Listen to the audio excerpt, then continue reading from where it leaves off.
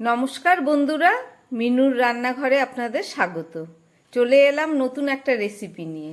আজকে আমি তৈরি করব কুমড়ো ছক্কা। কুমড়োটা বেশি পাকা নয়, হাফ কাঁচা হাফ পাকা কুমড়ো।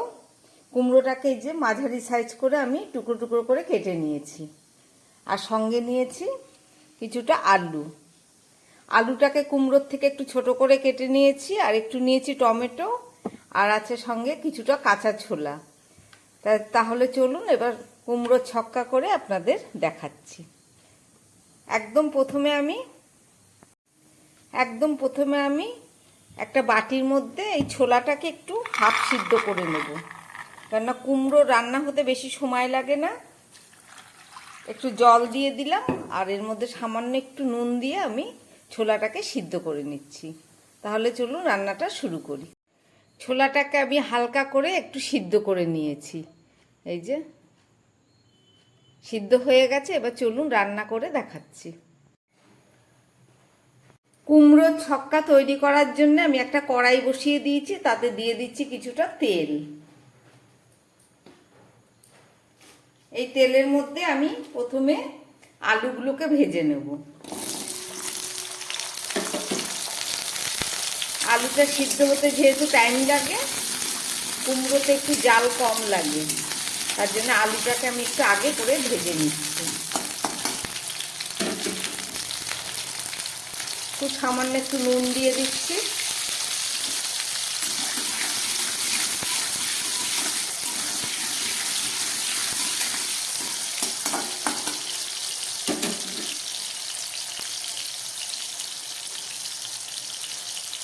খুব ভালো করে আলুগুলোকে আমি ভেজে নিচ্ছি।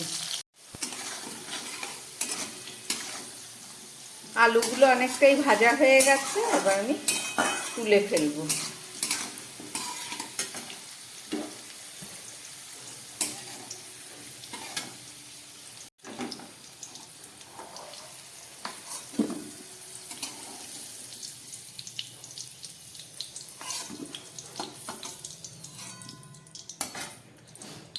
আলুগুলো ভাজা হয়ে গেল, এবার আমি দিয়ে দিচ্ছি এর মধ্যে এই যে কিছুটা পাঁচ ফোড়ন, আর দিয়ে দিচ্ছি একটা তেজপাতা, আর দিয়ে দিচ্ছি দুটো কাঁচা লঙ্কা।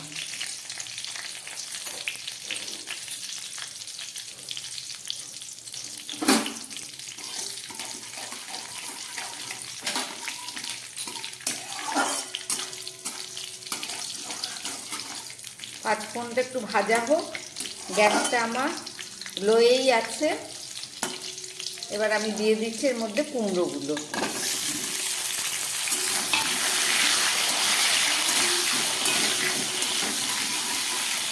কুমড়োটাকে আমি খুব ভালো করে ভেজে নেব।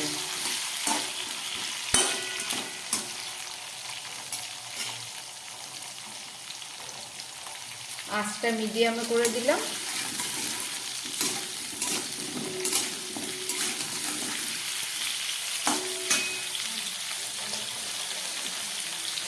এবার কুমড়োর মধ্যেও দিয়ে দিচ্ছি খুব সামান্য একটু নুন।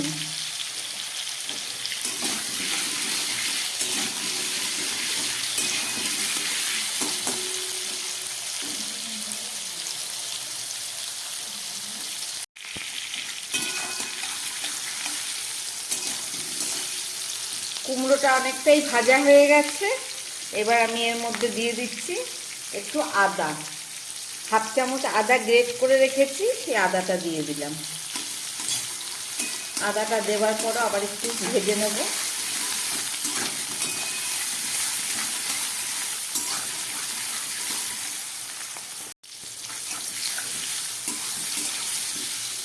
আদা দেওয়ার পর অনেকটাই ভাজা হয়ে গেছে, এবার আমি দিয়ে দিচ্ছি এর মধ্যে পরিমাণ মতো হলুদ,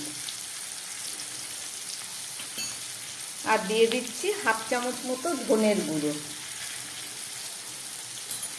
আর দিয়ে দিচ্ছি সামান্য হাফ চামচেরও কম জিরের গুঁড়ো, আর দিয়ে দিচ্ছি হাফ চামচের কম শুকনো লঙ্কার গুঁড়ো। খুব ভালো করে এবার আমি মিশিয়ে নিচ্ছি, সঙ্গে দিয়ে দিচ্ছি ভেজে রাখা আলুটা।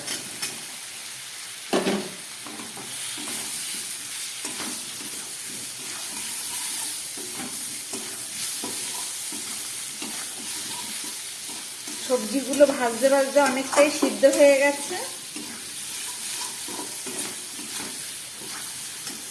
এবার আমি দিয়ে দিচ্ছি যে হালকা সিদ্ধ করে রাখা ছোলাটা।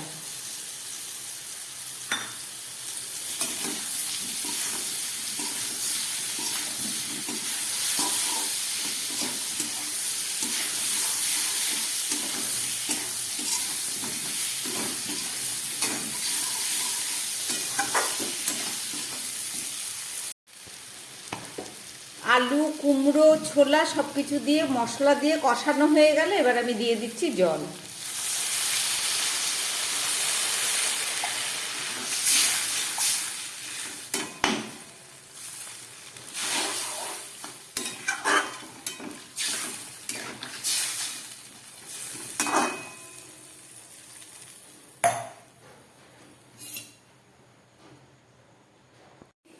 তরকারিটা ফুটে উঠেছে, এবার আমি দিয়ে দিচ্ছি সামান্য একটু কেটে রাখা টমেটো, আর দিয়ে দিচ্ছি আরো একটু নুন। প্রথমে ভাজার সময় সামান্য নুন দেয়া হয়েছিল।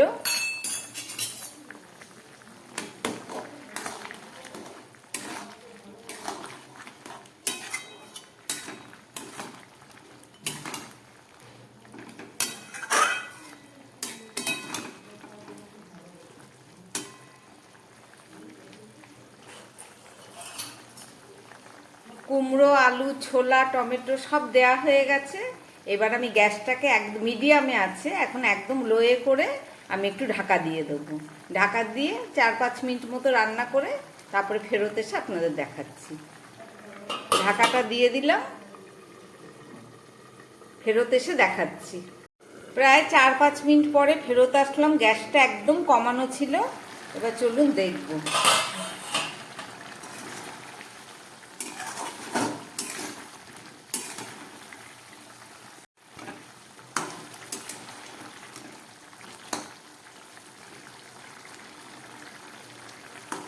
আলুটা একদম সিদ্ধ হয়ে গেছে, আর কুমড়ো তো নরম জিনিস, সিদ্ধ হবেই।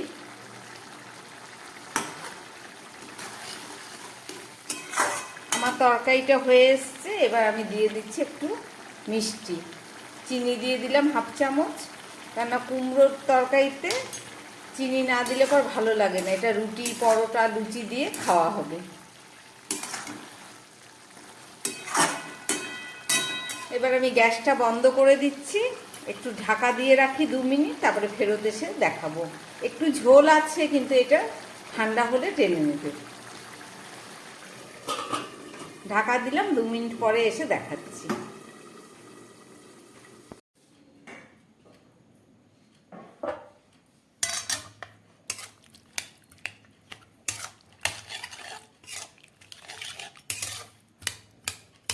একটু কুমড়ো আলুগুলো একটু ভেঙে দিলাম।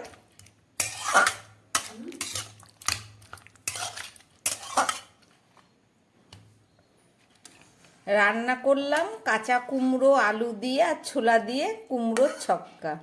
রেসিপিটা আপনারা দেখলেন। এই ধরনের তরকারি দিয়ে লুচি, পরোটা, রুটি এবং গরম ভাতেও দারুণ খেতে লাগে। বানালাম, রেসিপিটা আপনারা দেখলেন। খুব সহজ একটা রেসিপি। যদি আমার বানানো এই রেসিপি আপনাদের ভালো লাগে তাহলে আমার চ্যানেলটাকে লাইক করবেন এবং সাবস্ক্রাইব করবেন, যাতে আমি আগামী দিন আবার নতুন কোনো ভিডিও নিয়ে আসতে পারি। নমস্কার, সবাই সুস্থ থাকবেন, ভালো থাকবেন।